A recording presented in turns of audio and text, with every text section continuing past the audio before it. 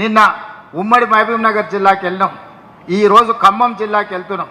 ఇట్లా 6 ఉమ్మడి జిల్లాలకు 6 తారీఖు వరకు వివిధ జిల్లాలకు ఒక్కొక్క జిల్లాకు ఒక్కొక్క రోజు సమయాన్ని ఇచ్చి ఈ అభివృద్ధి కార్యక్రమాలను, సంక్షేమ కార్యక్రమాలను ప్రజలకు వివరించడానికి 2 సంవత్సరాల సంబరాలను జిల్లాలలో జరుపుకోవడానికి కార్యాచరణ తీసుకున్నాం.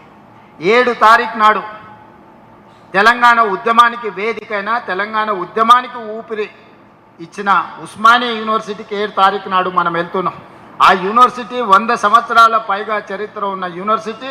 గొప్ప గొప్ప మేధావులను పివి నరసింహారావు గారి నుంచి మొదలు పెడితే జైపాల్ రెడ్డి గారి వరకు, కేశవరావు గారి వరకు ఉద్దండులను అందించిన ఉస్మానియా యూనివర్సిటీని చంద్రశేఖరరావు గారు కాలగర్భంలో కప్పేయాలని చూసిండు.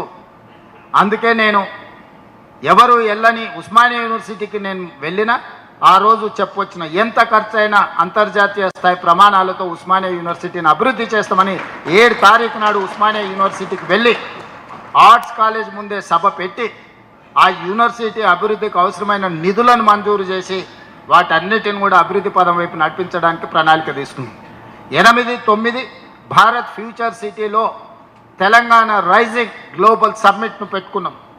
8 తారీఖు రోజు 1 గంటకు సంబరాలు ప్రారంభమై మనం మొదటి రోజు మొత్తం సంక్షేమ పథకాలు ఏ విధంగా అమలు చేసినాం, 2 సంవత్సరాల పరిపాలన ఏ విధంగా జరిగిందో చర్చలు పెట్టి సాయంత్రానికి తెలంగాణ సంస్కృతి